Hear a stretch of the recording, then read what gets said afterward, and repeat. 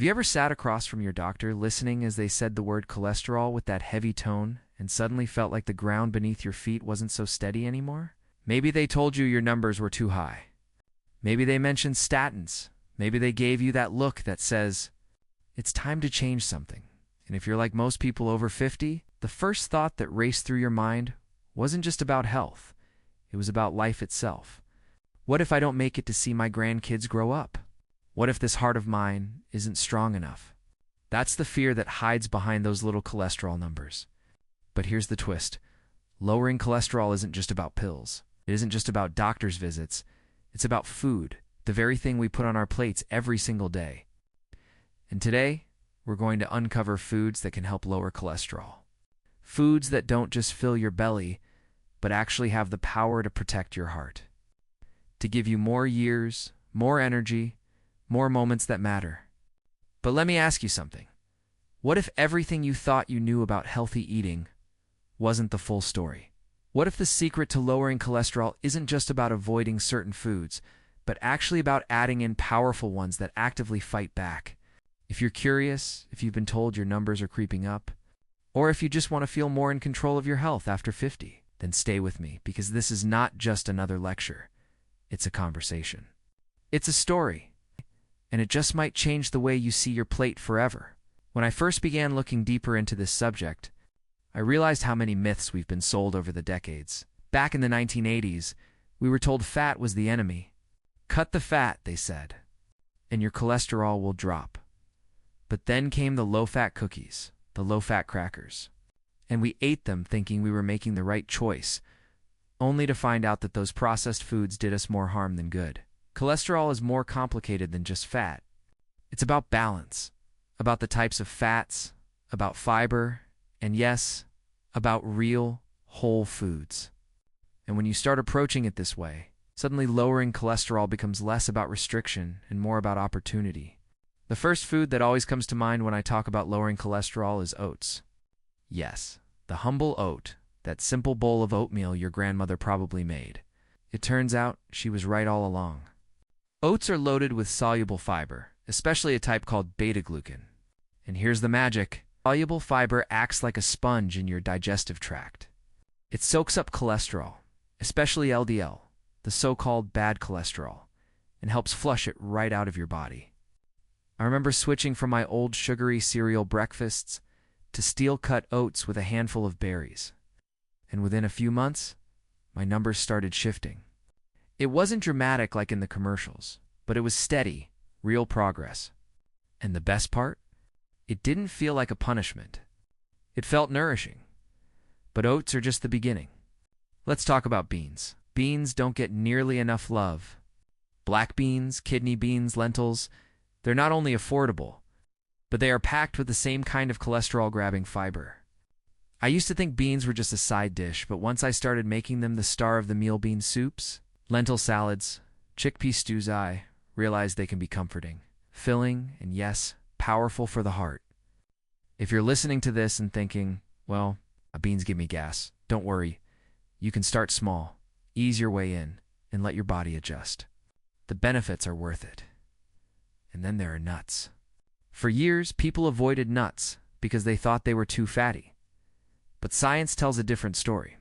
Almonds, walnuts, pistachios, these are full of healthy fats, the kind that actually raise your good cholesterol, HDL, and lower your bad cholesterol. I remember one afternoon snack habit that changed everything for me.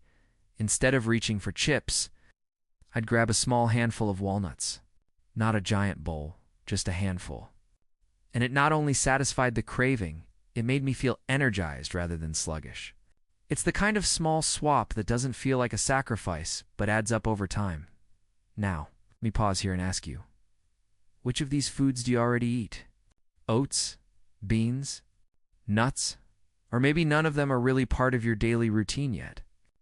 Leave me a comment below and let me know, because I'd love to hear where you're starting from. And if you're finding this helpful, don't forget to hit that subscribe button so you can keep getting tips like these that are made for people like US people who don't just want to survive after 50, but want to thrive. But we're not stopping at oats, beans, and nuts. Let's move to something even more vibrant, fruits and vegetables. Apples, pears, grapes, berries. Of these are rich in soluble fiber too. And they also come packed with antioxidants that reduce inflammation, which is another hidden driver of heart disease.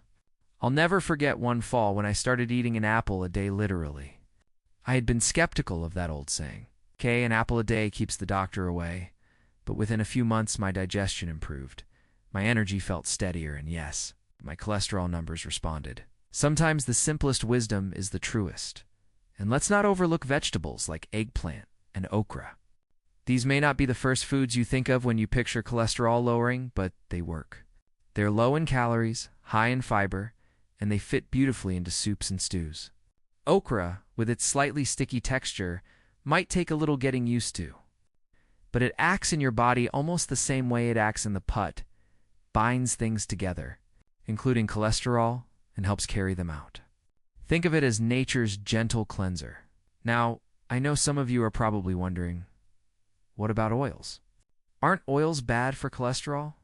The truth is, it depends. Olive oil, especially extra virgin, is one of the healthiest oils you can use. It's rich in monounsaturated fats, which can lower LDL cholesterol without lowering HDL. In other words, it balances the system. I started using olive oil not just for cooking, but also as a drizzle over vegetables, even as a dip for bread instead of butter. It felt indulgent, but in reality, was one of the best swaps I could make. And then there's something a little more exotic but incredibly effective: soy. The products like tofu, tempeh, and soy milk contain compounds that actively lower cholesterol.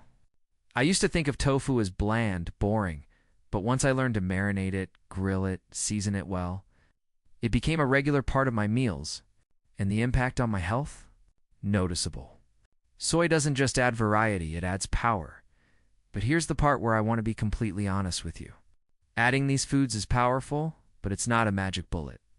Cholesterol is influenced by many things: genetics, lifestyle, stress, even sleep. I've met people who did everything right and still struggled with high cholesterol because their bodies just worked that way. And I've met others who made one or two key changes and saw dramatic results. So I'm not here to promise you miracles. I'm here to promise you possibilities, because what I've seen in my own journey, and in the journeys of countless others, is that when you start adding in these foods, something shifts not just in your cholesterol, but in your mindset. You stop feeling like you're fighting against your body and start feeling like you're working with it. You stop feeling deprived and start feeling empowered. And that's the real secret. Lowering cholesterol isn't just about the numbers on the lab test.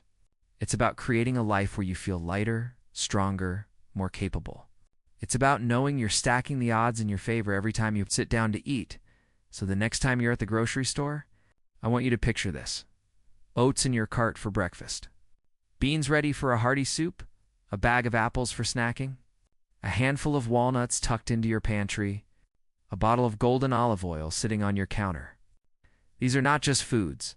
They are tools. They are your allies. And every bite is a step toward protecting your heart, extending your life, and living with more vitality after 50 if you've ever felt overwhelmed by cholesterol, by the numbers, by the fear. Let this be your reminder: you are not powerless. You can take action, and it starts with what you put on your plate. So tell me in the comments below, which one of these foods are you excited to try this week? And don't forget to subscribe, because we're building a community here of people who aren't settling for decline with age, but who are determined to rise. And here's the twist I promised you at the end: lowering cholesterol isn't really about cholesterol at all. It's about freedom.